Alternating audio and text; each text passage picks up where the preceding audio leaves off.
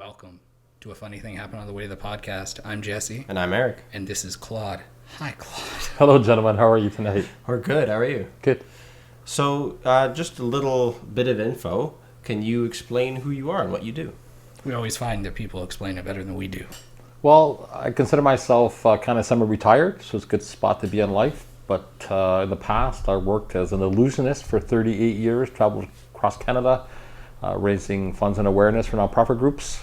As an illusionist, which was very cool. Got a chance to meet some very interesting people doing that, learn some interesting things.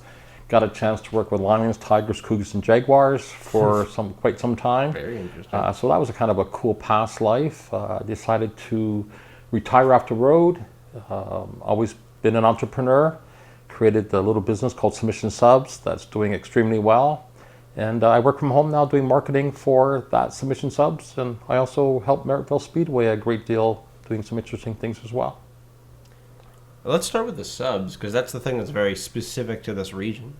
I originally knew you as this sub shop on I think it was Pelham Road to begin with. And yeah, I guess you guys have moved to a new location since then. But so that all started as a goal towards getting to retirement? Exactly. I was just looking for a business that would be something simple to operate, something simple to promote. And I've always been a fan of sub shops, having traveled across Canada extensively, eaten at many sub shops, and many of them said, "Oh, I love how they did this," or "Why would they do that?" And got a chance to experience that. So when I opened a sub shop, I knew the things that I'd like to see in a sub shop, and that's kind of how we started. I think it really hits on the value-oriented side of subs, because you can get a way better deal there than any of the mainstream sub shops. There's always a deal for 2 subs or whatever for like $7.77 or somewhere around there. $9.69 now, right? Is it? But I've seen the promotional one recently, but still. On Sundays, we On two Sundays. But our goal was not necessarily to be the cheapest sub shop in town either, right? Because a good price is only a good price providing you're getting quality, right? Of course. I mean, you could put peanut butter on a sub, and would that be worth? What's that worth, right? Sort of thing. So, we take pride in the fact that we're super fresh. We take pride in the fact that everything is purchased here locally. It supports local businesses. And, we pick out the tomatoes with our own eyes and the cucumbers with our own eyes, and we pick them that we would for our home, and we do that daily. So super fresh, and it seemed to take off, right? We consider ourselves working people serving working people, right? So. Yeah, they hold up quite well so they are cheap, but they're very good subs. I've gone there to eat many times. And for the working people, it's interesting, too, because almost everybody I hear that knows about you guys, they go there on their lunch break or whatever when they're at work, because it's a good place for that. I guess Jesse's guilty of that. I have. I've been there.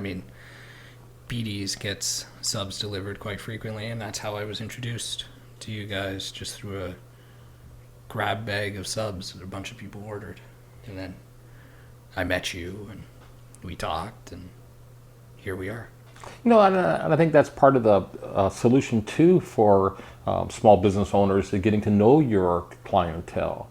We have probably 3,000 regular customers, and I would say 2,000 of them I know by first name. So when people come in, it's nice to say, "Hey, Susan," or "Hi, Joanne," or "Hi, Frank," or "Eric," or whatever your name is, to greet them. I think that it's like Cheers. People like to go where people know their name, right? And also many times when they walk in, we already know what they want. You're looking for the meatball sub again, or looking for the veggie sub with double Which cheese. is delicious, by the way. Thank you. I want to say. But that's how you get to. I think that's part of being a mom and pop business, opposed to some of the corporates. I'm not mentioning any names, but it's we take the time to get to know our customers because we are local. We live here, and we serve our neighbors, right? So. I'm a little bit curious, because you mentioned earlier looking and seeing good and bad practices from other sub shops. What are some of the things that really stand out as far as making a sub business unique and successful in your mind? Well, not so much just a sub business, but any food business. First of all, I think it has to be super clean. There's no bigger turnoff than going into a food establishment that is not super, super clean. So this is something that is right at the top of our list. Like when you walk into our shop, it smells clean, it is clean, because it is clean. Our countertops, we wipe them down, sanitary, probably every 5 or 10 minutes. So, our front door, we clean 3 or 4 times a day. We mop our floors a couple times a day. All our employees wash their hands immediately before they touch your food. If they touch the cash, which is the law, by the way, okay? But just a lot of places you go to, no bigger turnoff than to have someone answer the phone or have their money in the till, and all of a sudden now they're making your food and they never put on gloves or wash their hands or anything, which is, a violation in the health code. But secondly, now you have to eat this, right? So that's, to me, is a big turnoff, right? Sounds like pretty good advice. What is it when you came up with your lists of subs that you were offering? I mean, you're kind of a official sub king of Niagara, right? Well, it depends on who you ask, I suppose. But we're a little mom and pop business, so But you're a popular and ever growing mom and pop business. So you've probably consumed a lot of subs in your life, is basically what I'm getting to. Because now that you own one, I assume you had to field test your subs extensively. Well, there's a couple things we did. First of all, we went out and we purchased sub buns from almost every bake shop in Niagara. Okay, so we found the bake shop that we enjoyed the best, our own selves, and then we invited some family and friends over. We made some little mini subs with some different buns, and we asked our friends to vote on which sub buns they preferred the best. And by far, we had a clear-cut winner, is where we get our buns from now. The second thing is that my grandparents had a deli. My father had a butcher shop and a deli. So it's in your blood. So I never thought it would be, because I told my father, rest in heaven, okay, that I would never go into a deli type of business, because I was always the entertainer. He could have his sandwich shops and his butcher shops, but growing up, I remember going to the meat counter and grabbing a nice fresh piece of kielbasa, for example, or a nice salami. Should have made supper before this. And that's right. We should have. And so growing up, I always gravitated towards the kielbasas and the salamis and the nice honey hams and things like that. So when I opened up a sub shop, I tried to find the best meat I could possibly find. And secondly, is I look for the kielbasas and the salamis that I kind of grew up with. So, because I think if you sell top-notch product, people will, it's not so much a lower price, but people don't mind paying extra, but they just want good service, right? And with us, we calculated what we needed to make a fair return and to make sure that every single customer was getting value for their money, right? It makes it more impressive when it's that well thought out and such a high quality product, and it still costs less than the competition. Well, just follow one simple rule. Just treat others the way you want to be treated, right? And that's kind of a simple rule that we have. So I know it's kind of a cliche, but it's something that we really try to strive for. And hey, we're human. We make mistakes, and we have made mistakes, and we've messed up orders, and but we learn from that process, and you make it right and move on. But you keep the respect. I think with our customers, it's a two-way street. We give respect and we get respect. And I'll tell you things, when we first moved to our area, many people came to us and warned us saying, this was formerly a rough part of town. This is kind of a, maybe not the most, the working people who live in this area, and they're going to rob you blind, right? We never found that. We found that we treated people with respect, and they gave us the ultimate respect. I mean, there was one day a gentleman came into my store, and he gave me a $10 bill. I gave him change, and he said, I gave you a 20. And I said, no, sir, you gave me a 10. He said, no, I gave you a 20. So I said, of course you're right. So I gave him the other 10. Here you go, no problem. And 2 days later, he came back to my shop and said when he went home, he checked his pocket and he realized that he did, in fact, give me the 10, and he apologized and gave the $10 back. He said, I know how hard you folks work here, and I couldn't dare take this $10 from you, knowing how hard that you work to make this happen here in Western Hill for all of us, me included. And he apologized and gave me the $10 back. To me, that's the ultimate respect, Yes. to be able to have that kind of relationship with your Yeah. customers, and that is certainly where we aim to have. We've also had customers who come in and say, for whatever, I don't have my money with me, and we've said, here's your subs, right, and come back and pay us, and every single one has. So it's the respect, give and take, right? Do any of these customers really ever express an opinion about something they think could benefit the business, or something they'd like to see that isn't there now? Sure, and that's how we've grown.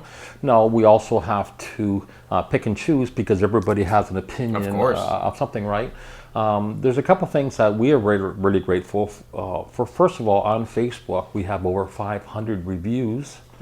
Okay, and there's companies that do $20, $30 million a year that do not have 500 reviews. It's true. Okay, so for us to be a little mom and pop business with 500 people to go online to give you a 5-star review saying, wow, great product, great service, that's pretty amazing, because to get 500 reviews, first of all, you do have to serve a lot of people.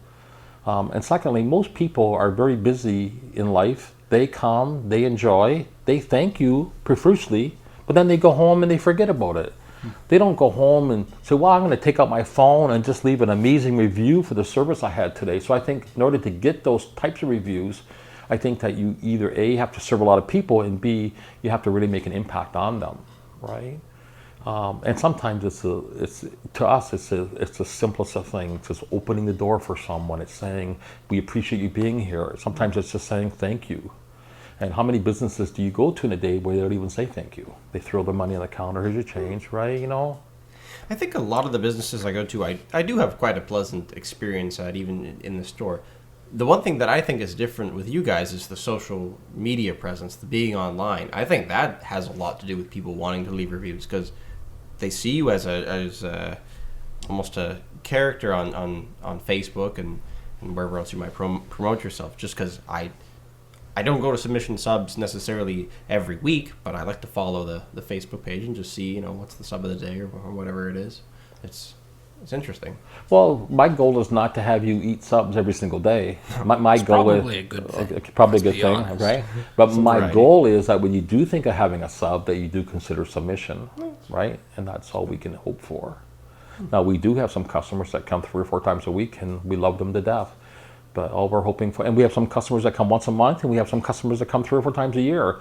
But in fact, we have a lot of customers that don't even live in this area. They're from Hamilton or Caledonia or Burlington. But every time they come to St. Catharines, they stop by Submission. And what's interesting too is when they come in, I'm like, "Hey, John, haven't seen you in 8 months. What's going on in Cambridge this week?" He's like, "Wow, you remember me?" It's like, "Of course I do. I'll see you next time you're back in town," right?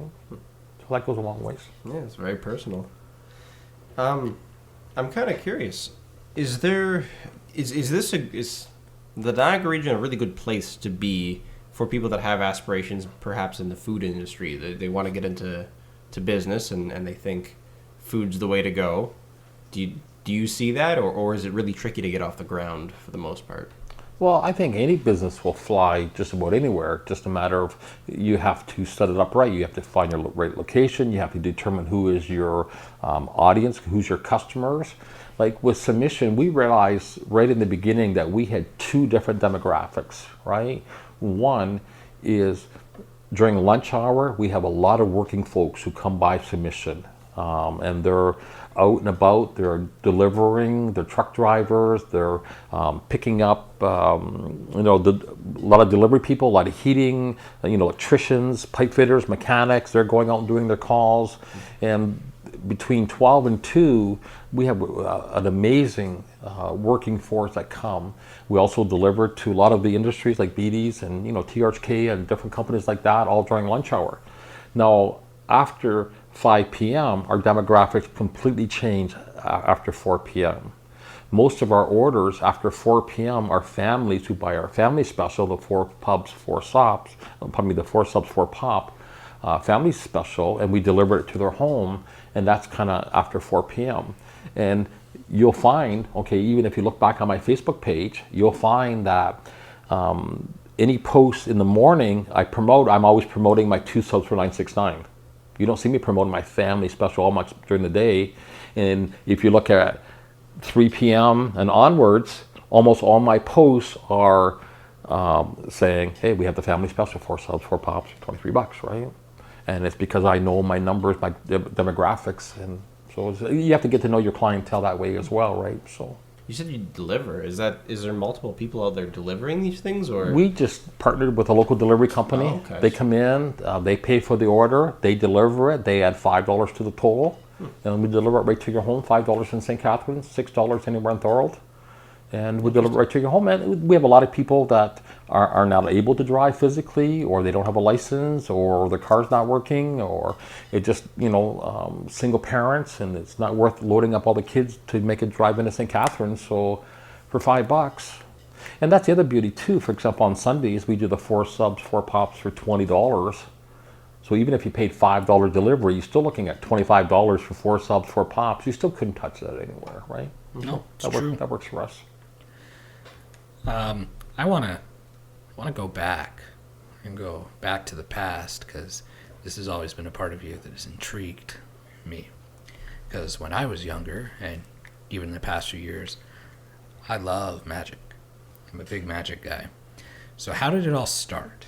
I know there's a very good story at the beginning, and let's go through your treasure trove of experiences there. But I know it started way back when you were young. So we're going way back. Not way back. Not way back is in the bad way, but we're going back. long ways before all this stuff was invented, for sure. Yes. All this technology. But, I grew up in a small town, Dunnville, Ontario. I stuttered most of my life. I was bullied a lot because of my stuttering. I grew up not with my parents most of my life. I lived with a lot of different relatives. Lived with one for 6 months or a year, and on to another relative for quite some time. But the stuttering definitely kept me off the playground for obvious reasons. So I would just gravitate towards a library at recess time to be safe. But I always would kind of aim towards a magic book. So I would practice these little magic tricks. And one day I went to my principal, and I'm like, pick a card. And he was very patient with me, and he picked a card, and abracadabra, I was able to magically reveal his card, and he was like, wow, that was so amazing, that was so good. Go out in the yard and show those kids right over there. I'm like, those are the kids who beat me up every day, right? He took my books, this kid always trips me, this kid always calls me names. These 2 guys, try to shove me in the locker and all those things, okay? And he's like, I'll go for you, you'll be safe, just go show them this cool trick.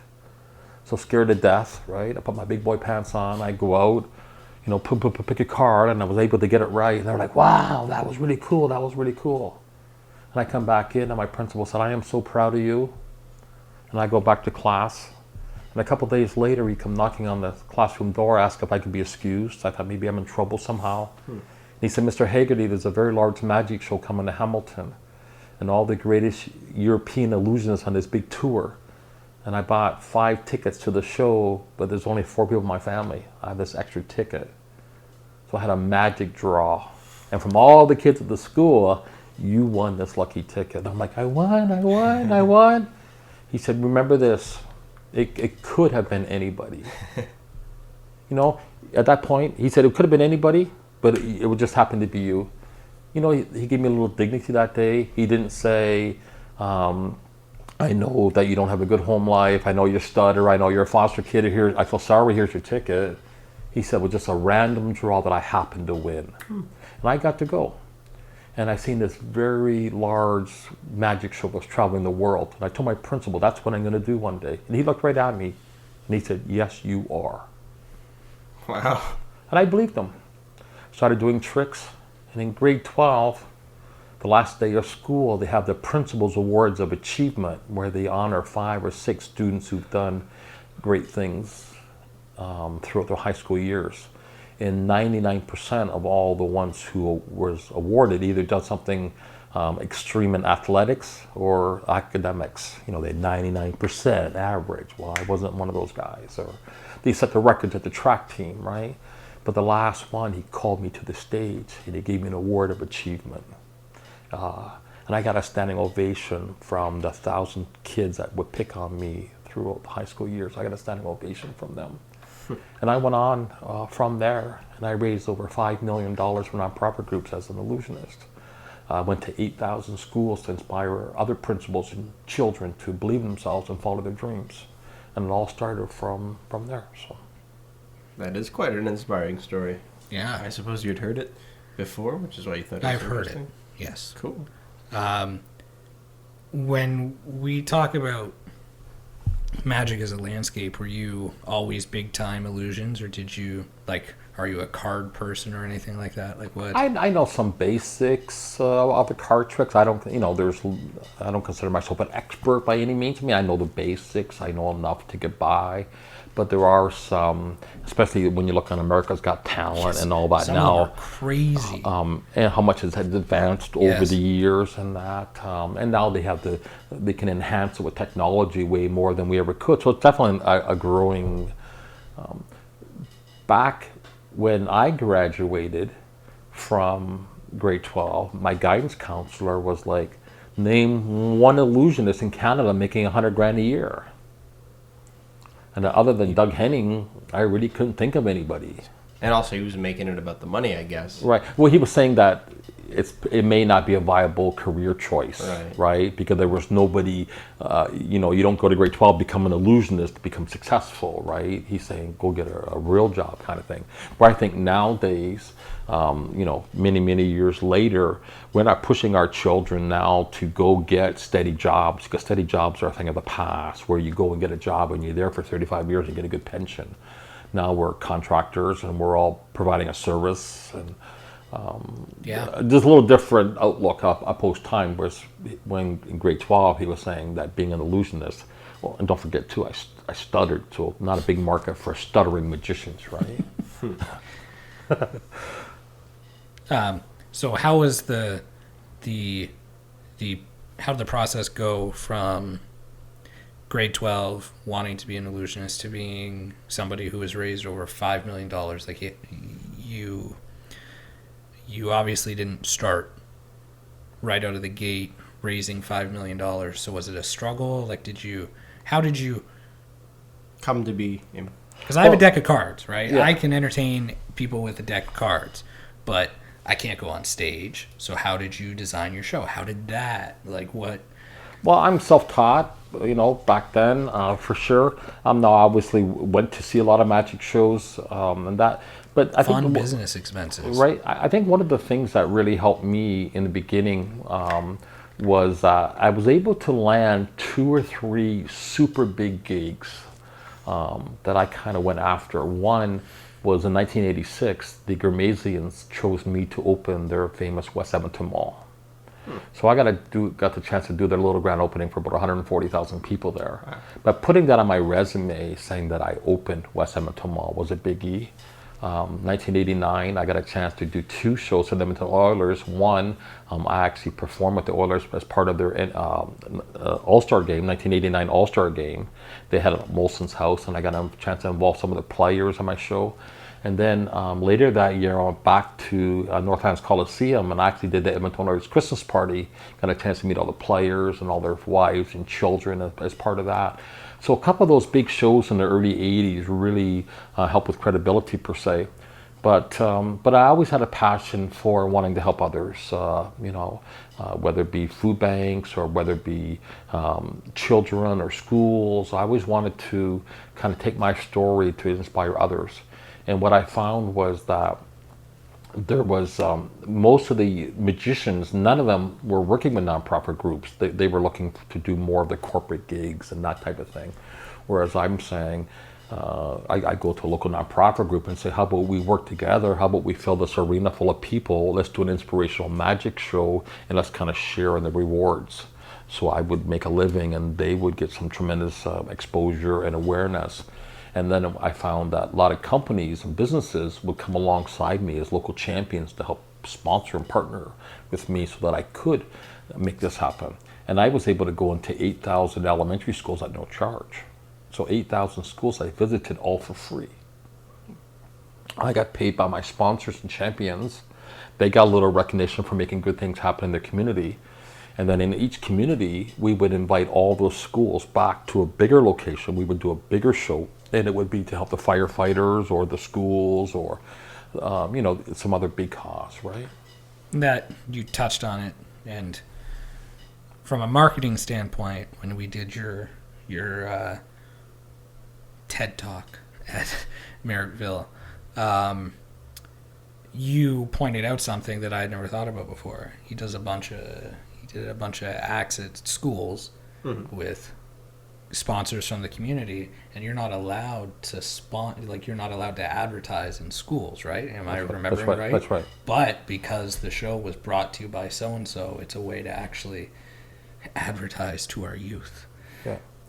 Yeah, schools are kind of a fairly protected audience. You cannot go in and promote with the school, but if you're actually doing a fundraising event for the school that's maybe helping the schools and the firefighters, or helping the schools and the food bank, and you're going and just giving this away on, thanks to whatever company may be sponsoring this, it's a way of getting some recognition to the community leaders, and it's helping the school. Right, because most entertainers will go to the schools and say, "This is my fee." I will go to the schools and say, "Not only do I want to perform for free, but how about I pay you for coming here?" Right?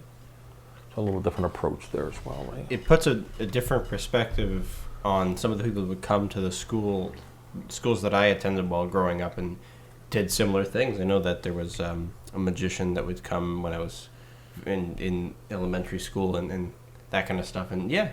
I never really thought about how that happened or what kind of cooperation took place to make it possible, but yeah, it's interesting thinking back on that now. It happened when I was growing up too. There'd be not all these entertainers, but there'd be special events where somebody would come in, and you never think about the behind the scenes and whatnot, but that does make sense. I guess to keep it simple, what I try to do as an illusionist, as a sub shop owner, even my role in helping Merrittville Speedway create unique events, just to create win-win partnerships. How can we work together so that you win and I win? And many times I find that most business owners try to kind of go it alone. They want to do everything on their own. But you can't be good at everything, right? So it's nice to trade off, whether the business is saying, well, how about I help you with your social media, and how about you fix my vehicles, kind of thing, right? And you can kind of trade off that way. Or if, like for example, when I work with Merrittville Speedway, they're only open 14 or 15 Saturdays throughout the year. And normally they're at 80 or 90% attendance, but they have a couple hundred empty seats every night. So I went out to some local nonprofit groups and say, we have a program called Merrittville Gives Back, right? Why don't you help us to fill some of those empty seats, and why don't we split some of that revenue back with your cause? So we have a number of schools or organizations. So they win and Merrittville wins. So all I did is I have someone over here who needs help, and I have schools over here who need help, and I just introduce the two together. Right? So it doesn't really have to be something specifically that you're looking out for. It's just something that needs help, basically, in the community. Go out and find people to help. Say, what is it that you want? And if I can help you make it happen, I will. Now the thing is this, if I know what you want as a business owner, if I can come out and help you to get that, are you more likely or less likely to do business with me in the future? Of course it's more likely, yeah. Well, that's it, right? Improving relationships, networking, that kind of stuff. Right. And I think that as a business owner, we're always trying to find ways of convincing the customer that we can help them. One of the best ways to convince somebody you can help them is just go help them up front, saying, well, how about I do this, this, and this for you, right? And you help them, asking nothing in return, right? Now, obviously, many of these people will come back to you now, either A, to reciprocate that, the law of reciprocity, where I help you, you're intended to maybe help me back because I did something great for you. And the same thing with our customers at submission. We do great things for them, but they're always doing great things back for us. But you give and you get, right? Kind of, I scratch their back and they scratch mine kind of thing, right? You give a little love and it all comes back to you. It's an interesting thing. I mean, we try to incorporate a little bit into the photography and videography stuff we do. I mean, some charitable organizations we work with. I don't really know. Is there more that we should be doing, you think, Jesse? Well, it's hard. There's probably a lot that can be done, but it's finding a way that it's that will work. Like It has to be win-win. on the wedding side of things, it's more or less a one-time transaction. I was talking with somebody about it a little while ago, and the thing about it is we are going back into the wedding show circuit. And once you start doing that and you start to think, we are putting a ton of eggs in a basket to try to get a customer once. Now, if you do a really good job, and a lot of photographers do a really good job with that, you can get them to come back for family photos, right? Maybe once they have a family, maybe anniversary photos and whatnot. But realistically, for a lot of people, you're spending a ton of money to hope you have a one-time customer with referrals as well. But on the business side of things, sure, there's a lot that can be done. But I find that in some situations, a lot of businesses don't, we'll break it down, don't use like a barter or win-win situation anymore. At least Maybe we gotta start trading wedding packages for like some kind of automotive mechanic to look at our vehicles. But here's an idea too. Okay, one of the things that I always like to recommend is to identify, first of all, who would be your top 100 influencers that could lead you to your customers. Because I think a lot of business owners, especially on the websites and social media, they're trying to attract attention. They're trying to drive traffic to them. I'm saying find out where the traffic already is. So maybe and just go in front of them, right? So if you were to make a list of who would be your top 50 or 100 influencers that could lead you to your perfect customers, like who would they be? And is there a way that you can cross promote with them, opposed to marketing to the world? Just market to 50 people or 100 people that could lead you to your perfect customers. For us, it's a lot of the venues, because they get booked first by people looking to get married. Which sometimes, unfortunately, comes with a price tag, right? Like I could go to, and we won't mention any names because some of them are free, some of them aren't. Yeah. I go to a lot of venues and I could spend a lot of money to get on their preferred vendor list. That's not win-win. Right? It's a pay-to-play situation. It's pay-to-play. Right. I could be really shit. I could be a really bad photographer, and I could pay $1,000 to $3,000 a year to be on a venue's list. And at the end of the day, I'm on the list, but the work doesn't show it, so they're just taking my money. No, then that's not a good partner either, right? Yeah. But I mean, there may be some who would, and I don't know your wedding business, but the other thing is too is that who can you partner with that already has an existing business, an existing following that would incorporate you guys into doing something that they don't offer? Like, give me an example, okay? Like maybe somebody in the catering business who already does a ton of caterers, already does a ton of weddings, but they're not into the photography or the music side or whatever, but there might be a possible partnership there. I'm just saying that could lead you to your perfect customers. Right? That would be just one example. It's something we've definitely talked about and been curious about for a long time. I think that the cynical side of it is there's a lot of artists, I guess, in this type of business, and they're all very egotistical people, ourselves included, maybe sometimes. But sometimes, yeah. It's tricky because everybody's out for themselves, and it's why would I pay somebody to do this, or why would I do this for somebody else when maybe I'm not getting what I think I deserve in return. It's very selfish, really. It is. Yeah. I will tell you, though, Claude, we have been hoping to deal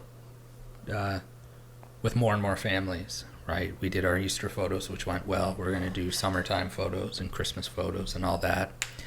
And if we found, a nice win-win scenario where we could talk with somebody who happens to have a following of families, who specifically said he marketed to families on a nightly basis, but I know we've talked about that before, but it made him laugh, so that is funny.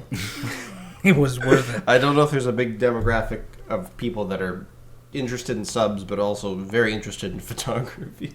And again, there's lots of unique cross promotions, and I mean I could give you one here just as an example. One of the things that we do at Submission is we have a pretty cool loyalty program, right? I believe, let me start with this basic concept, okay? I kind of made a decision in the beginning that we were going to spend not a whole lot on advertising. And if we were going to spend money on advertising, we would do this in a little different manner. And here's what we would decided to do. Any money we were going to spend, we're going to spend it on rewarding our existing customers rather than attracting new customers. Customer acquisition is more expensive than keeping. Okay? That's so if I'm going to, so we find ways to reward our regulars. So one of the things that we did is when they come in, we have a loyalty card. They stamp their card. They get 24 stamps. They get 2 free subs of your choice. Okay, which is nothing novel by that in any means. I mean, lots of businesses do that. What we do is when they redeem their card, we take their card and put it to a VIP drum. And a couple times a month, we go live on Facebook or on special occasions or just, every once in a while. We'll give that drum a shake and we'll pull out 5 or 6 cards and we give away some pretty cool prizes, right? And what happens is that these become so popular, we get 2,000 or 3,000 people watching the video. They share that, so 10,000 to 15,000 people could watch that video. So last year we had companies like Niagara Jet Boats donated some really awesome tickets. I got some tickets to, it used to be Flyboard Niagara. Now it's called Pirates Cove, I think, right down in Prudhomme's Landing there, right? Where we give somebody day passes so they go to kayaking for the day or they go on the, all the water events there. And these prizes are donated to submission to me to give away. So I already have a very large social media following, so I can promote local businesses so that they get a little recognition. For example, I could take a certificate for family photos. Maybe it's a $200 value. I could give it away as one of my gifts. So I promote you for a week or 2 leading up to that. I give that to one of my submission customers who get extra value. So what happens? One of my customers get extra value. All my fan base gets to know who you folks are. And you give a certificate of some sort, whether it's one photo or a package of photos or whatever you want to give away. So that's one example, but who else could you do that with, right? See, the thing is too, you also have to look at the power of referral, right? Because it's one thing for you to advertise. It's another thing when you're referred or recommended or endorsed, right? For example, if you went to get your hair cut, and you normally pay, $25 and you get your hair cut. But what if on the way out the guy said, the butcher or the barber shop said butcher? Yeah, that's a bad haircut. That's a good one. That's a good one. Drink to that. So what happens if the barber or the hairstylist said, we really appreciate you coming in. You're a regular here. I know you come here every single month. My friend Tony has a gas station down there. Why don't you take this little coupon and he's going to give you $10 off your next oil change. He's my cousin or my brother, my friend, and he'll do a bang-up job for you as a thank you for coming to get your haircut today. Just, if you ever need an oil change, I highly recommend him. Okay? A little different than you just getting a coupon in the mail saying $10 off an oil change. Somebody that you know, like, and trust, right, referred you. It comes with an authenticity. Exactly. And odds are you would take that and you would use that. And so for $5 or $10 off, that business owner could perhaps gain a valuable customer.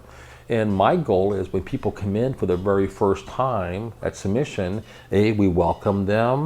We let them know we appreciate them stopping into mom and pop shop. We explain our loyalty program. Many times we'll buy them a soft drink or whatever to welcome them and start off with a relationship. So if we can have one of our cross-promotional partners bring us that new customer, that is invaluable to us. There's an interesting psychology phenomenon called cognitive dissonance. And this goes a little bit counter to what you suggested, which I think what you suggested is an interesting idea. But I'll give you an example. There is a customer that is at a pharmacy, and they decided they need toothpaste because they've run out. And they're looking through the toothpaste, and they see one that is perhaps on... This is more along the lines of getting something in the mail, but they see one that's on sale, or it's really cheap, and they buy it. There's this weird thing where you're very unlikely to become a loyal customer of this brand, mostly because they can tell themselves, well, I started using this product because it was cheap or it was, practically free or whatever it is. And then from there on out, once it's regular price, they don't touch the product anymore. I don't know. I mean, it's more along the lines of getting the coupon in the mail compared to your story where it brings authenticity because it's heavily recommended.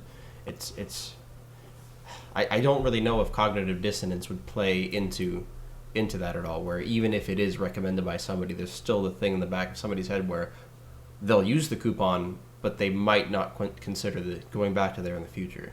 But then that's where, in a service-based industry, you buy a tube of toothpaste using the toothpaste, and you use it for 3 months or however long a tube of toothpaste lasts. That's that. Your teeth most likely remain the same. Hopefully they at least flatline and you don't lose them. You probably won't have any noticeable difference if you change it. But if you got a $10 off coupon to an oil change place, and we'll use the place that I go to as an example. They're called Lincoln Valley Automotive. They're a great place. They, right from the get-go, treated me unlike any other car place, even before they knew me. And I can't remember initially why I went, but they didn't treat me like I was dumb. They explained to me what was wrong and whatnot. Wasn't with the oil change. The oil change is just an example. And I've been going back ever since. So even with a coupon, the customer experience can change it because you may come back and go full price. If you are excessively happy with it, there's some industries where a proper, done job, it might stand out in your case. But let's just say a more typical oil change. There's many in the region that it's 15 minutes or less or whatever kind of thing, and you go and you get your oil changers. Really, nothing super positive happens at most of those places. There isn't the friendly, warm atmosphere that a lot of places. And I always tear them down because I always want to make sure they're. But people will keep going back to there time and time again. It's the time they have a bad experience where somebody's rude to them or something. That's when they leave, and it's hard to, maybe I guess, it's hard to get rid of bad press, pretty much. Oh yes, bad press is horrible. Yeah. Which is why, nowadays businesses have to really curate all their press because you can't have bad reviews, at least empty or unanswered bad reviews. There's some companies out there that reply to their good reviews but ignore their bad ones. That's an interesting thing. If you get a bad review, and maybe it probably happened at some point, what's the recourse for that? Well, first of all, there's two things you have to take in mind, okay? One is that the first thing is try to make it right. Saying, hey, man, first of all, we messed up. It was our fault. We messed up. So we take ownership to that. Okay? Secondly, apologize. Hey, Jesse, I'm sorry that wasted your time here today, that you didn't get the results or the sandwich or whatever that you wanted. And thirdly is, how can I make this up to you? Okay? So that's part of it. You also have to take in mind, too, okay, unfortunately, the internet is full of people who write bad reviews hoping to get free food. Meanwhile, they were never in your restaurant. It's true. It's true. Okay? So first of all, you have to authenticate, is this a real complaint? And B, how can I make it right? Okay? But I've had plenty of both. Well, we've made mistakes, we've made it right. I've also had people that saying that we mess up their sub and they've never been in our sub shop before. How can you be sure of that? I have a camera for one, so when was it you had a better experience? Let's play it back and check it out. So that's one thing I have in my favor. So you know that. What do you do about the online? You just leave it, or you? No, we try to address it. Yeah. Is there a time we could talk? Can I call you? Can we private message? But let's sort this out, right? Obviously, and we've had times where again we're human. We've made mistakes. We own up to them, and as every business owner should, right? I think we don't leave any review of any sort really sort of unanswered as far as what's online. We always answer, thankfully. We definitely don't have 500 reviews, but the reviews that we do have are always glowing. I'm very proud of that. We have had some less than happy brides in the past for reasons that I think photography, it's an art, so it's subjective. It's harder to place than asking for no tomatoes on a sub. I'll be a bit more specific. There's one specific case where photos that I edited, had weird. Some of the best photos we've ever taken. I'm still going to say that. A few of them, a few of the 500 photos, maybe a dozen, had strange discolorations and things that perhaps should have been taken out. And it was an interesting situation because there's always the feeling within yourself like, well, did I do the best that I could? And in the situation, I thought, well, okay, the reason the colors are the way they are is because in the environment, the grass was reflecting up on the dress and made the dress look quite green, which is true. But I don't know. I've had mixed feelings. But I'll tell you this too, though. If nothing ever goes wrong, you will never learn anything and progress either. Oh, no, we learned. Some of my biggest breakthroughs have come right as a result of my biggest failures. Like, oh my God, I can't believe this happened. How do we fix this so this never ever happens again? What do we learn from this? How can we do better next time? And that's the only thing you can hope for, because, I mean, too, if you have a perfect business from the get-go, you're probably not pushing the envelope either, right? So I'm not saying purposely make mistakes, but I mean, crap happens, and that's how you learn, right? So good or bad, that's how you kind of learn to say, wow, let's not this happen again, right? How do we correct this, right? Mm-hmm. And I know with us, even at submission or through the magic shows or everything, all these little things that happen is what kind of helps you steer the ship, saying, right? Is the magic? I don't know how much you know about comedy shows necessarily, but is it like comedy shows in that the comedian or magician in this case will have an act, they'll have some set, and they'll keep touring or going to venues, and they'll work on it, they'll look at the response from the audience, and they'll just keep building up. So and the thing is too, not there is no one size fits all presentation for everybody, right? Who's your audience again? Are you performing for children? Are you performing for families? Are you performing strictly for adults? Is it men and women together, or is it just so who are you performing for, and what are they looking for? And it's the same thing with advertising or getting your message out. Who is your audience, and then shape your message around who's going to see that. So you could have an illusion or a presentation or a comedy skit, and you may change it slightly, the wording, maybe the language, maybe depending on, in this case, profanity would be okay. In this case, it maybe wouldn't be okay. And that's just an example, but what the content itself, you may switch out 10%, saying I'm going to take this gig out, I'm going to put this one in because I'm performing here opposed to there. So I think you should tweak it a little bit that way, my personal opinion. But interesting. I know. I guess a comedian's a bit more of a select audience for a lot of the mainstream comedians. They're always going to be just filling theaters full of mixed adults, and they gotta pick what's best, really to define themselves. But a magician, you could definitely be performing to an audience of just children and that. So you got to be quite versatile. And there are some performers who specialize that they are children's entertainers, or they are trade show magicians now, or there are corporate magicians. So they just perform for corporate gigs. That's it. There's others who kind of general practitioner where they do a little bit of everything, right? I saw a Niagara-based magician a little while ago, and he was specifically there for children. And I've seen kids magicians that I have thoroughly enjoyed. It was all groaner jokes. Like, oh my God. Do the kids like it? That's the question. Yes, but there's that Pixar idea, right? Like, you can have a show that's good, that's family friendly, where the adults enjoy it as well. And I've seen magicians like that. This guy, he opened with a fart joke. The kids thought it was funny. Like, I've never seen a magician do that. I don't know if this is going to be good or bad. Maybe warming up the audience. I don't know who this person is, but well, because I didn't give him a glowing review, we won't reveal his name. No, that's fair.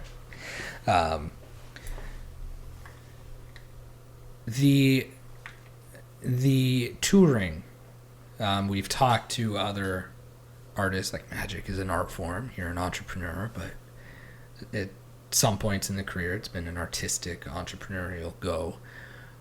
What did you like about touring? Was there anything you really loved? Oh, yes.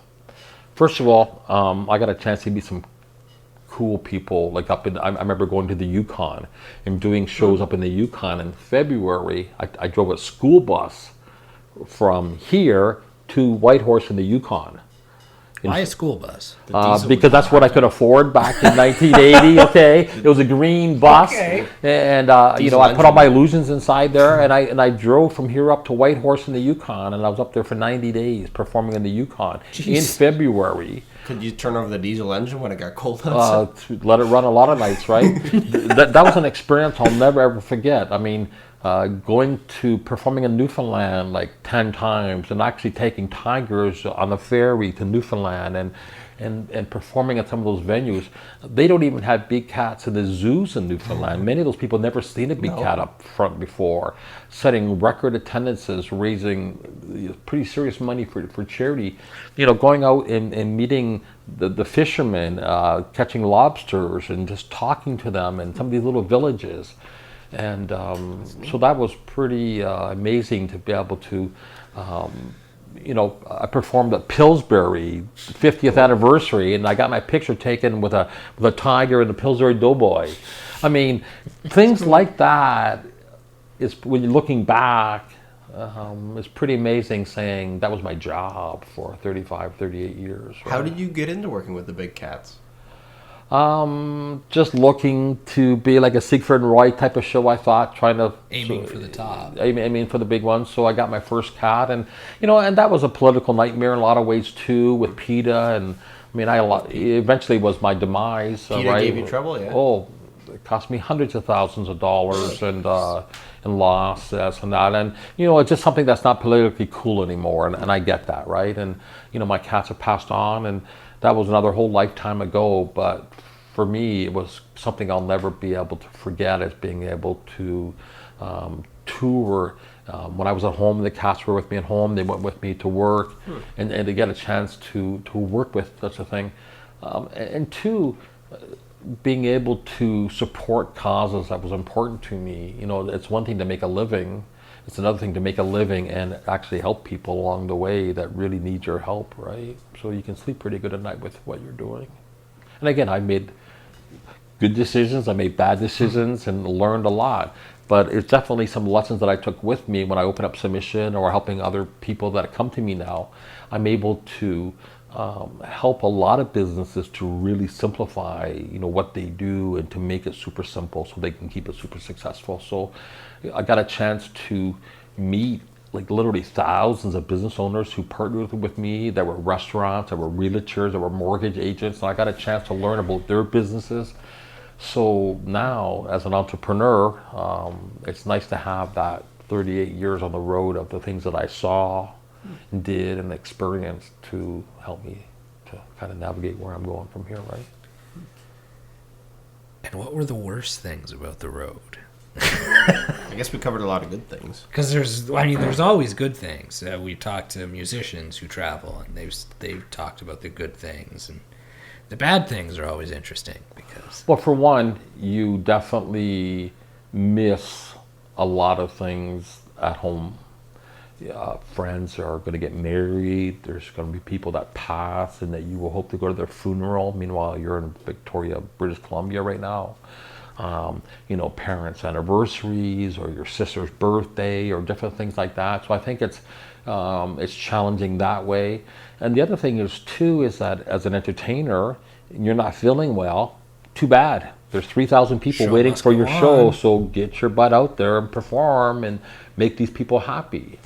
And sometimes you're out there with 105 fever, and you got the flu.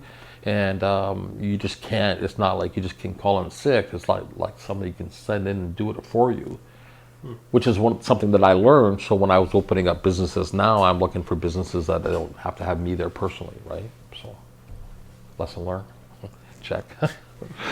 When comedians talk about performing, they very candidly, very often talk about like their best experiences, but then also their worst experiences on stage. And I've been in situations where I've been, you get a bad review or something like that, and you get the feeling of embarrassment or something like that, but it drives you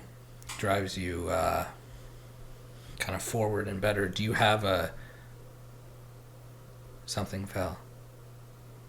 I don't know what camera. It's okay. I'll have a look. You keep doing what you're doing. Do you have a defining memory or show where something kind of big went awry?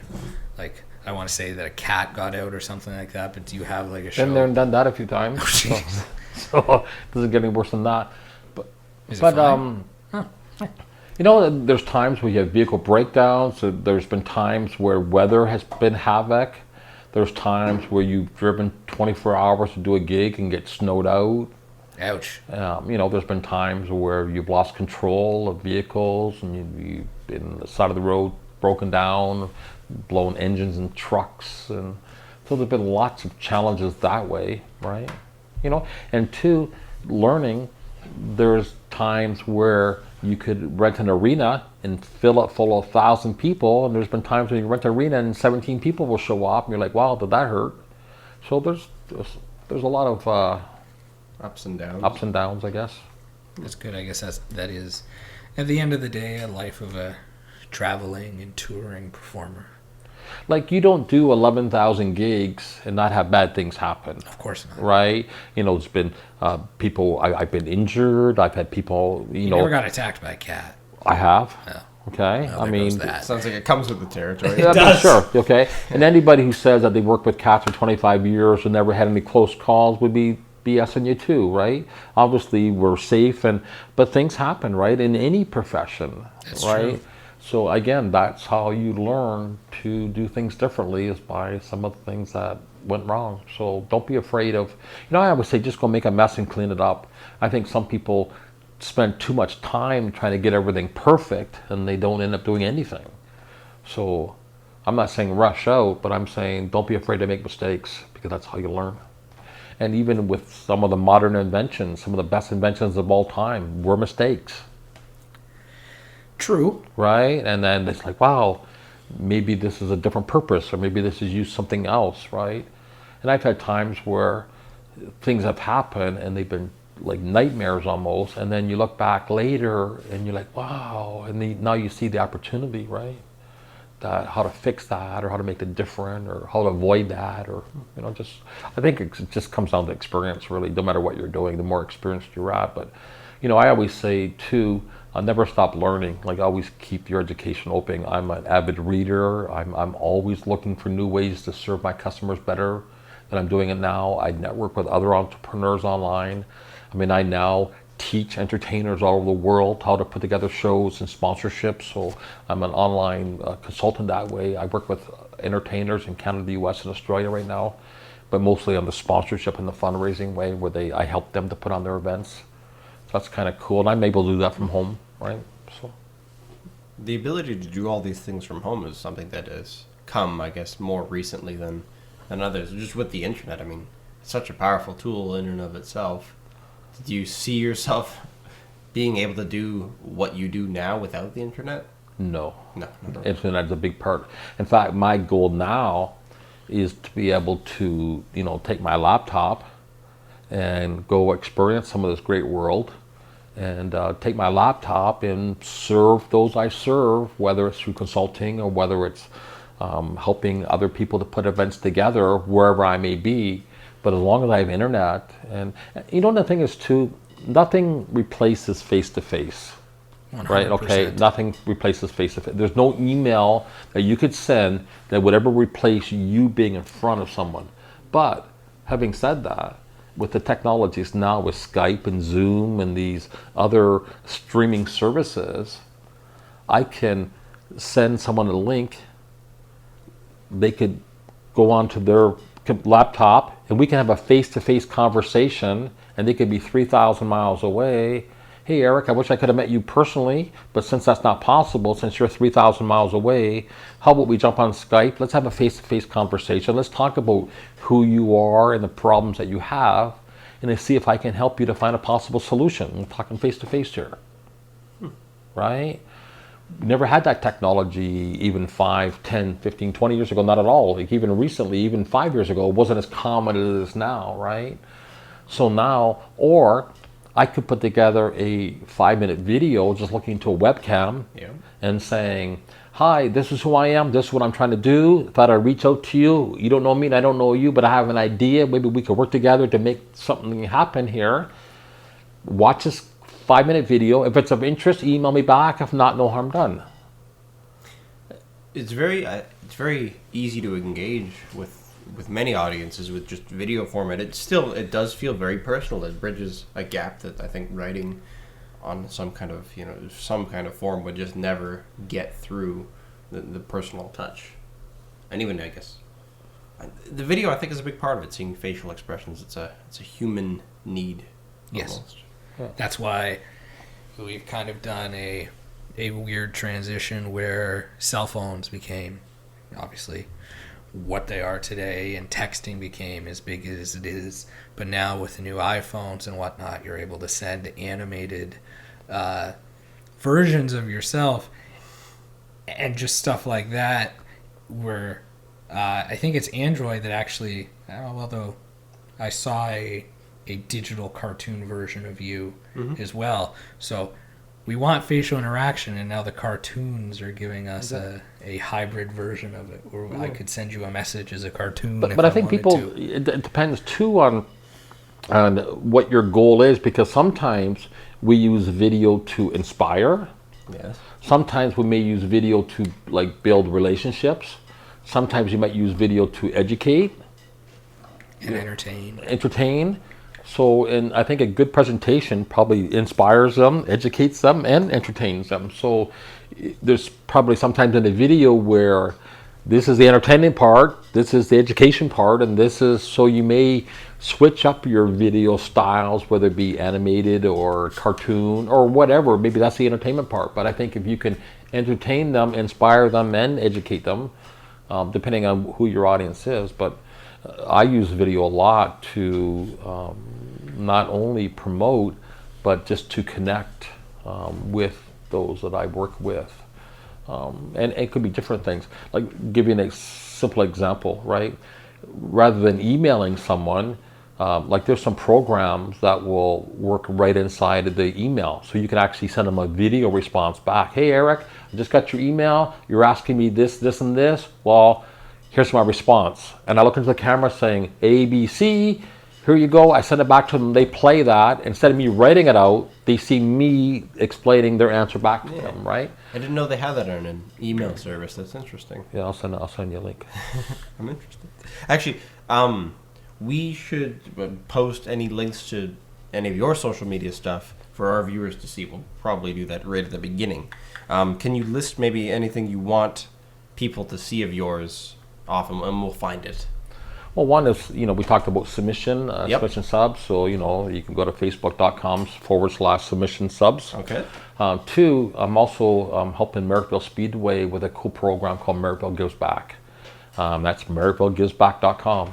And we simply partner with nonprofit groups. They bring their following to Merrickville Speedway on a night that they select, and we share in the profits with them. So it's kind of win-win that way too. So both and again, I do the marketing from both pretty much from home, right? So, which again is one of my, having been on the road so much, being away from home so much, I'm trying to find ways now that I can do more from home, right?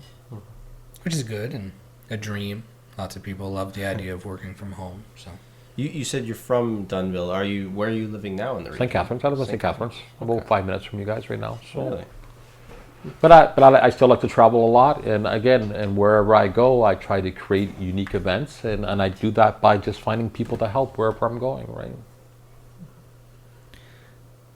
I had something to say. That's okay. The traveling thing is, I think, a passion of just about anybody, so long as they can find a way to sustain it. So it's interesting that you're working on that now, to be able to do this from anywhere, kind of thing. For us, it's a little bit more like a vacation if we get a destination wedding somewhere in the tropics or something like that, which is cool, but it's it's how you present it, right? So maybe if you like to travel, maybe your niche is those who are traveling outside of Canada to put on their wedding. That might be a different area that you're looking toward. I'm just saying, but that's how you would figure that out. If traveling was something you really wanted to do, find out who is putting on destinations wedding, and how would I make it worth their while to include me on this. Right? It would be cool to push more for that. I mean, making the regular stuff sustainable is a challenge by itself. already. But the problem with destination weddings, and we've been lucky that we did in the same year. We were able to go to Dominican, which was awesome, and we were able to go to PEI, which was awesome, but for different reasons. When you look at it as a business standpoint when it comes to weddings, let's use Cuba as an example, because good hotspot for vacationers, and their wedding scene is growing as people try to find an affordable destination wedding market. Some places we'd have to go for the entire week, right? Like just flights the way they are, we'd have to go. Don't you just hate you got to spend 6 days there relaxing so you can work the one day? But you see, the problem with that is you can't build a business being on vacation, right? If we became a destination wedding business that didn't make any money because we were always on vacation, we're not going to last. Yes. So we need to make money on the days that we're not working. So it's all built into a package that they're basically paying a day rate on the days that we're not working. Which nobody wants to pay more money than probably is necessary. But. And then, of course, there's the added expenses of the trip and everything. So to be just a destination wedding photographer would work if you lived in that destination. It would. I know. Maybe the answer is not to become just that, but you might do 3 or 4 a year like that. Of course. Right? And the other thing is, too, right?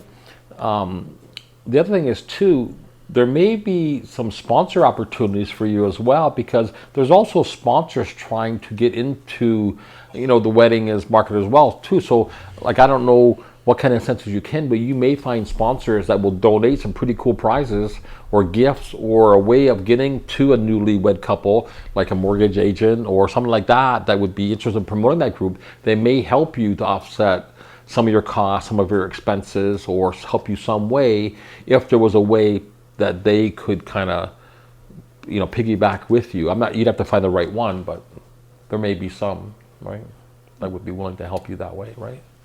Yeah. It's always been on our radar, and we always pay attention when people say they're getting married in destination weddings. And if the way I see it now is if somebody came to me tomorrow and said, we're getting married in Dominican, we'd like you to come, I would charge them full price because I've already been there to shoot a wedding. Outside of the fact that the photos would dramatically have improved, it's not a win-win scenario to say, well, you have me for free, right? I understand. But if they said, well, we're getting married in London in an old castle in England or something like that, right? Yeah. Okay, that's intriguing to me. Let's do it. So, and on the other hand, maybe the secret is, and I'm just thinking out loud here with you gentlemen, just brainstorming here, maybe the secret is to pick a destination and invite 10 couples to come with you to get married at the old castle in England where you have 10 people come. And I'm just saying, there might be ways of something, so you might do it backwards. You make it the location first and saying, what an opportunity. 10 couples are going to have an amazing event of a lifetime. Normally, to go to England to get married would cost you X amount, but we're sending 10 of us together. Now it's going to cost you this amount, and it's sponsored by this company, this company, this company. I'm just saying there might be ways. Or even flip it and decide that there's a place you want to do a wedding. We'll use London, England as an example, and say that the first couple that we can find that is getting married in London, England doesn't have to pay for our services. They just pay for our flights and accommodations. That's not bad at all either.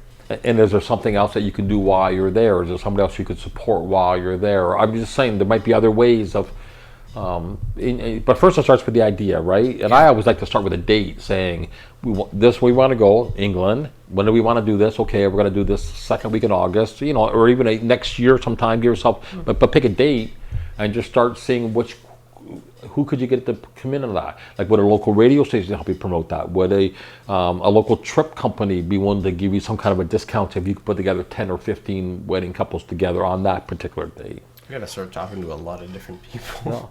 Yes. No, but you reach out to those 100 influencers again, right? Yeah. You pick out who is most likely to help you to make this happen. Like, for example, as an illusionist, right?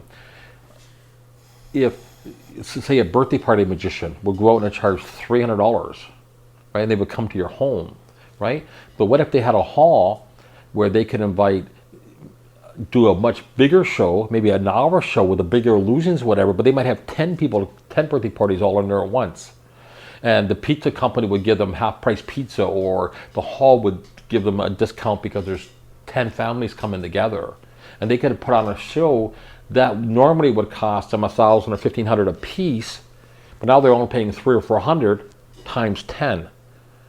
So you're getting $3,000 or $4,000 opposed to $1,000 or $1,200. They're getting a better deal, but they're all coming on that one day to participate, and everybody wins. They get a better deal. You get to do 10 at a time. I'm just saying, just thinking out loud. How right?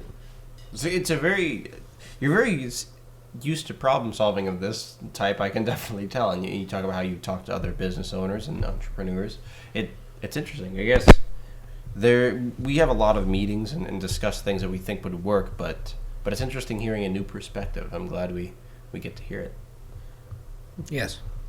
Kind of, in Stephen Covey's book, right? In the 7 Successful Habits, number 1, start with the end in mind, right? End in mind. A year from now, on this day, we want to do this in London, England. That's the end in mind. I like that you recommended a book. We occasionally get the book recommendation, and I usually go and I try to read a couple of them. Are there any other books maybe that people like us or entrepreneurs should read if they're having trouble? Yeah, 1 second. I just give Jesse one. I'm a big Russell Brunson fan. Like, it depends on what you're looking to do. Like, if you're going to do business online, this was a book here I recommended to Jesse a little while back by Russell Brunson called .com Secrets. Okay. I think we're both quite voracious readers, so we would even read stuff that isn't necessarily specific to us. Yes. Cool. Secrets. Maybe that'll be one I have to give a shot at. But I think anything to do with online business or any book that will help you to better connect with your customers. Like, I'm an avid reader. I read a fair bit, but I read a lot on the online marketing now, because I think, in my honest opinion, in the next 5 or 10 years, one of two things is going to happen. Either A, you will learn to promote yourself online, or B, we're going to pay someone to promote you online. It's a good place for us to be, because we're trying to get people to pay us to promote them online. And we need to promote ourselves. Yes. Yeah, but a lot of businesses aren't able to, right? Not only because of the constant change in technology, but there's a lot of business owners who just don't have the time. That's true. Right? And if you could take that off their hand, like, I'll give you an example. I remember one day, many years ago, I went to a dentist friend on a Wednesday, and I popped into his clinic, and he was typing letters, and he was responding to emails and sitting at the desk, like doing invoicing or something. I'm like, what are you doing? He says, well, my secretary doesn't work Wednesdays, so I don't do any dentistry on Wednesdays, so I just kind of do all of this. Like, I kind of do the invoicing and the bookkeeping and on Wednesday afternoons. I'm like, okay, you're a dentist that charges like $300 an hour. Mm-hmm. Bring someone in here, pay them $20 an hour, and go pull more teeth, man. And go do what you do best, right? And I see a lot of, like for example, mechanics, where they're very good mechanically inclined, but they're not website savvy, they're not social media savvy. And so, in here they're trying to budget time every day to trying to get their social media to work. Better off to hand it over to someone to do it for them, and they just go fix cars, right? Or do whatever they do. But I think a lot of business owners don't have the time, they don't have the patience, because their intentions are good, but they're too busy trying to run the ship. And marketing is something that kind of they think about here and there. They don't have a strategic plan of daily, how this is how they're going to attract new customers. They wait for someone to come in and say, hi, do you want to invest in postcards? You're like, okay, maybe I'll try that. But they don't have a plan of attack of how do they acquire customers, right? So I think that if you can help business owners to just do what they do best, and you can help them with the part that you do best. That is what our sales pitch is. It's written in ink. It says that. Does it? Running a business is hard. We get that. Let us help you with the stuff that you don't know. Well, the thing is, too, is that I always like to do it, what we call the VIP, right? So I always try to create value for them first without selling anybody anything. Let me just give this to you. B, if it makes an impact that produces profit, then we'll share in that profits, right? So again, if you can help them to say, here's where you're at, tell me where you want to go, and if I can help you do that, just give me a small sliver of what I'll help you create, right? So it's free and easy money to them, really, right? That's true. It's a bed and breakfast we're working with, and it was very divisive when we decided that it was time for us to take over their social media. The wife was gung-ho, and when I first met them a few years ago, she is not a social media person. She doesn't like Facebook. She used to have a Facebook account for her company, but she had since just taken it down because she doesn't use it. By the time I said, well, the website's up, everything's going, and it's working well, now it's time to work on the social media side, she was very happy to entertain the idea. Her husband was not. So in that case, it was divisive because she saw the potential value. Her husband hadn't. I don't know if he has, because we've been doing it for a bit now with reasonably good results for a business that is pretty much all booked up anyways. But I think people, this is one of the things we talked about. We have to target businesses that are successful without the online component, because if they aren't successful, no, how am I going to word this? They have room to grow. Yeah, from specifically online marketing tools. Yeah, and social media. Because businesses like a restaurant that we're dealing with, they don't necessarily have the time to do the social media side of things or have the knowledge, but that's a difficult balance. That small restaurant by where you used to, well, actually by where you live now, they're a hole-in-the-wall restaurant. More than often, they're always full. They can't get any busier. Well, then they don't need your service. Well, exactly. That might not be a match, right? But there's a lot like that, and I find there's also a lot of businesses that won't, like you say, you can find a business that'll say, or you go to them and say, well, where do you want to be? Let's get you there, and then we can share the profits. That still could be 6 months, and to be working on something for 6 months without any money, I'll go broke. No, I understand, but two, like for example, there might be ways that you can make it a little more specific, right? Like for example, let's say you're people on the Niagara Lake that have a bread and breakfast place, right? How about you pay me for every reservation? I get X amount for every reservation. Actually, they're paying me monthly now, so or I'm just saying, but it's based on a result of what I produce for you, right? Yeah.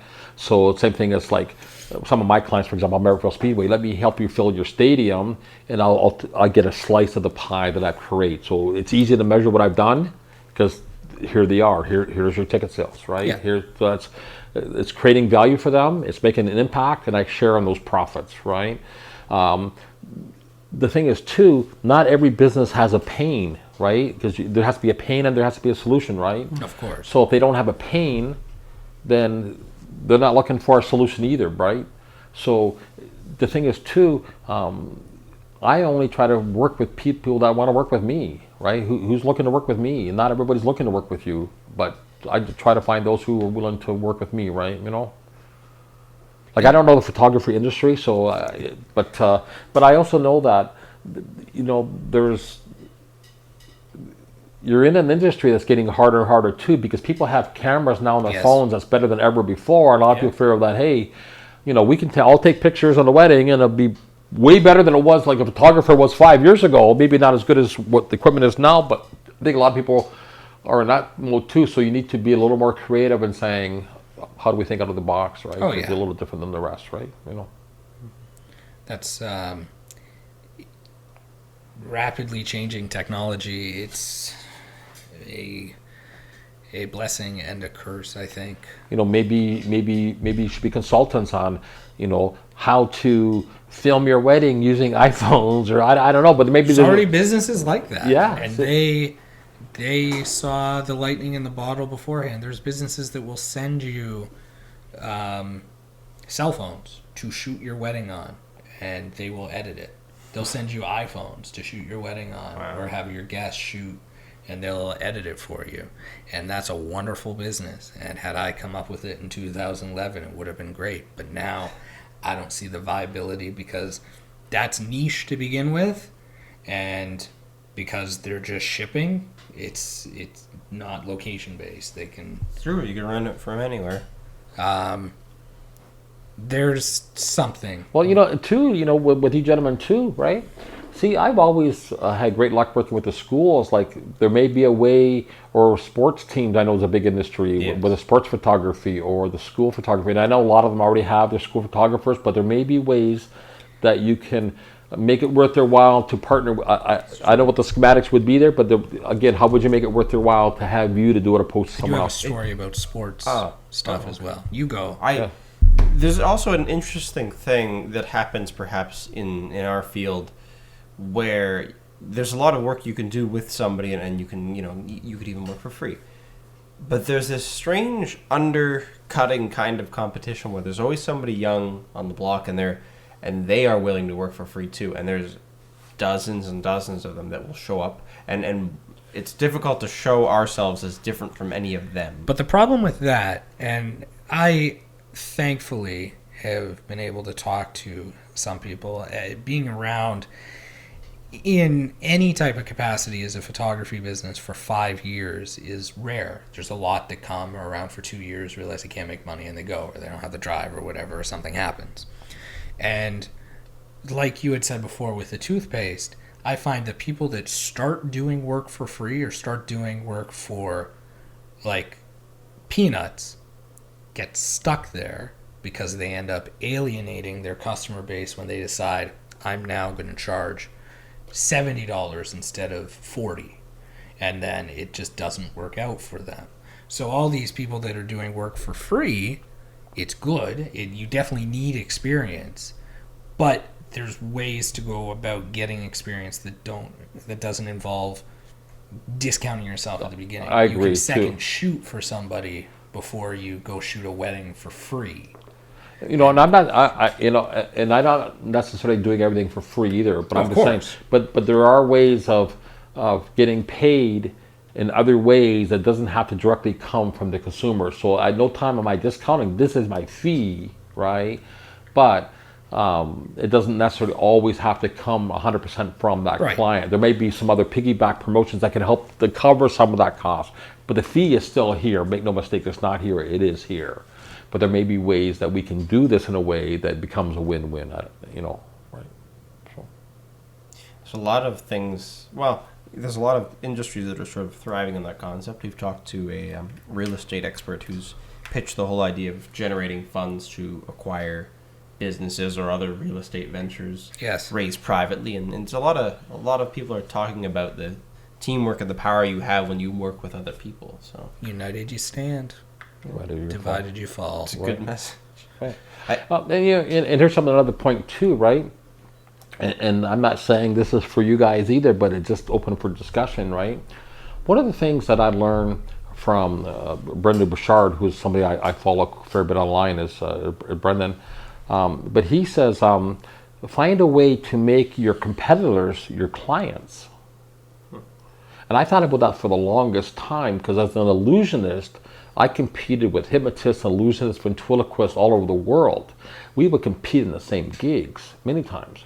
But I find that... I'd go see a magician 10 times more often than I would a ventriloquist, by the way. Just saying. Okay? So that's not a fair comparison. But I was competing with all these folks. And now when I was doing the fairs and exhibitions, I was getting the percentage of the gigs because I was able to offer the customer way more than they ever could. Like, for an example, I would go to a fair and they're saying, look, we're looking for 3 shows on a Saturday, 3 shows on a Sunday. We have $2,000 to spend. So all the entertainers would try to fit within that budget. They're quoting $1,950, $1,980. Somebody might bid $2,100 because they know the fair's got $2,000 budget. Whereas I would come along and say, I got a question.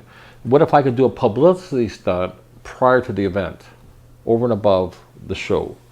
What if I could do a grand finale over and above? What if I could go to the schools a week prior for free and invite the schools to come and see my show at your fair? What if I could go to the radio station and do my own little interview to help to promote the fair a little bit extra?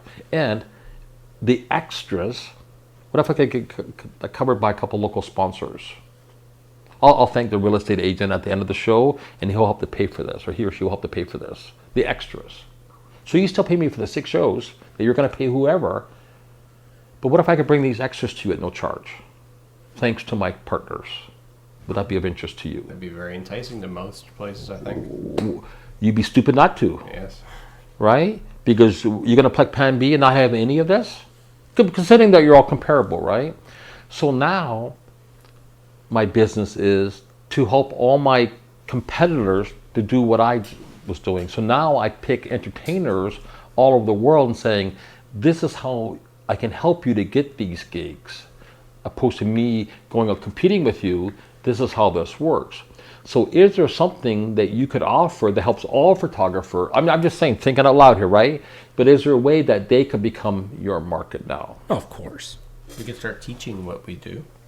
Well, yes, there is that as well. There's also the possibility of going to other companies and say, hey, you're a photographer, can we shoot a video commercial for you, right? Like there's a lot of photographers that don't know the video side of things, and vice versa. I mean, I think a lot of videographers that don't know what the photography side. Yes.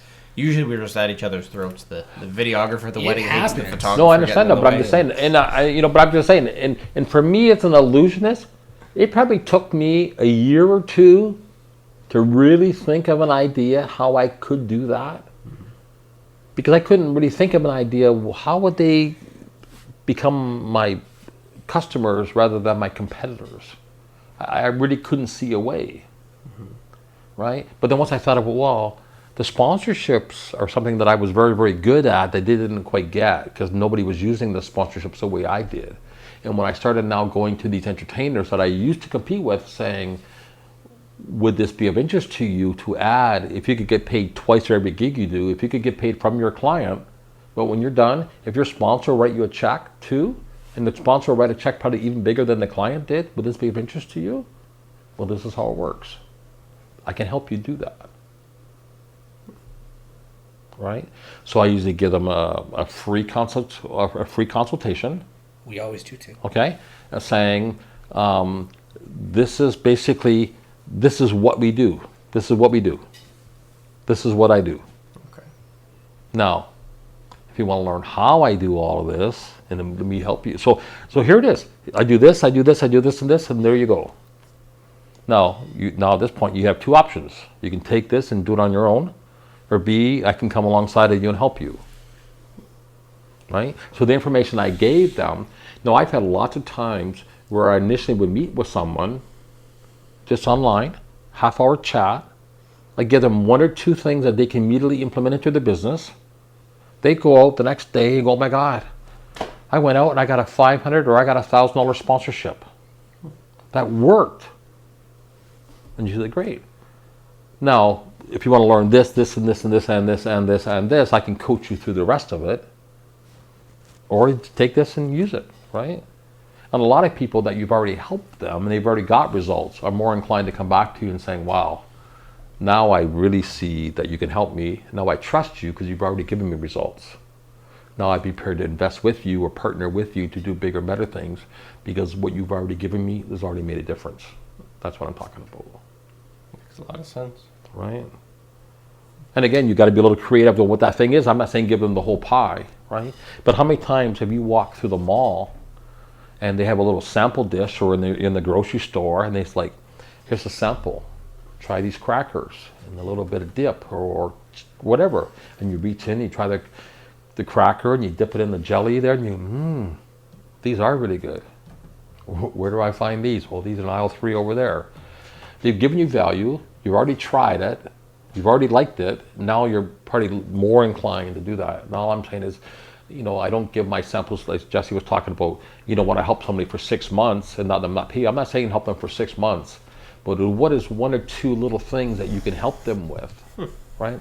For example, a long time ago, I was helping a company that does upholstery, and they were doing upholstery by the thousands of dollars worth, right? And one of the first things that we did in the customer's home was to explain, first of all, when you get an estimate on a piece of furniture, you better ask what grade of fabric they're quoting you on. Because you can find this pattern here in a grade 1, a grade 5, a grade 8, a grade 10, a grade 12 fabric. They all look exactly alike. One, you can rub it 5,000 times before it starts wear, but this one over here you can rub 30,000 times before it shows wear. This one is $5 a yard, this one is $25 a yard, and here's the difference. So when you're getting your estimates, make sure, some of them say, I already got 3 other estimates. Great. Are they the same thing? What fabric did they quote you on? Yeah. And not one of them will even know. They're like, the guy never even said. Yeah. The fact he didn't say, Probably means it's the lowest, so they can make the sale. or else they would have told you is this. So I'm saying, so we educate them a little bit, saying whether you do business with us or whether you do business with whoever, these are some of the things that you should understand and know. Maybe we can make a board for rating other photographers, videographers, and other arts in the region for reputability and other Something like that, right? Something like that might be an idea for you folks of saying, when choosing your photographer, these are 5 things you better understand or better get to know before. Okay, so there's ways of doing, and that's a good, what we call lead magnet, right? Download this information for reports on, avoid these 3 things to avoid your wedding being a disaster. That'd be good to incorporate. We're going to do a frequently asked questions video at some point, but that'd be a good video to shoot. At some point, June 9th. Nice. It's in the calendar. It's scheduled, it's true. Yeah. We, over the years, have learned a lot about accumulating clients, but also the downtime between when they hire you and the wedding. And over the course of the years, it's ranged from kind of adequate to bad. And I will be openly admitting that. So right now, as we head into our next round of wedding shows, every client that we get, every email that we receive, they will be put into a list that has emails like that, like the articles and the blog posts that we will be working on. So that way there's always something that gets sent to keep us in their minds, even if they are a client who we already have money. So it's the plans to keep clients active with us are in motion. It's just getting said clients that requires our devotion. I think one is to go back to the clients you've already dealt with. Is there some way that you can reward them for sending you a referral? We've tried. We've tried that in the past. We've offered, as chintzy as it might have been for a photography company or wedding photographer company, we've offered gift card referrals and whatnot. And because it's so personal, some brides already have their photographer set before they even meet the guy. Right. So in some situations, the decision or the referral is just them giving a name, but it absolutely doesn't go anywhere. There's some photographers that make a lot on referrals. We, for whatever reason, haven't been able to tap into that yet. So I don't know. It's very interesting. It involves a lot of introspective thought, which we're working on. We have been going for 94 minutes. A long time. Remember how I said it's the conversation goes. Until... Perhaps it's because we talked about so much food, but I think I'm quite hungry. So, is there anything that maybe you would like to say before we end the show? Is there anything that, any more advice, anything that maybe we missed? I just think that I thank you, gentlemen, for having me on. It's been great Yes, thank discussing you with for you. I'm hoping to come back and share with you again, We'd love to have you back on. and I love brainstorming. And I think too that I would encourage you to keep on doing what you're doing, because I know one of the ideas that you had was to partner with someone to find a location where you can do your podcast, because I think that what you're doing is by spotlighting local businesses. I think a lot of businesses need this, and I think there's a lot of businesses that would benefit by having a weekly or monthly podcast that don't have all this equipment, lighting, cameras that you gentlemen have. So I think that there's a lot of opportunities, and I know you're really pushing the photography, which is okay, and you should. But I think that even your own podcasting services here, there's a lot of businesses that would benefit by having a regular podcast on a regular basis.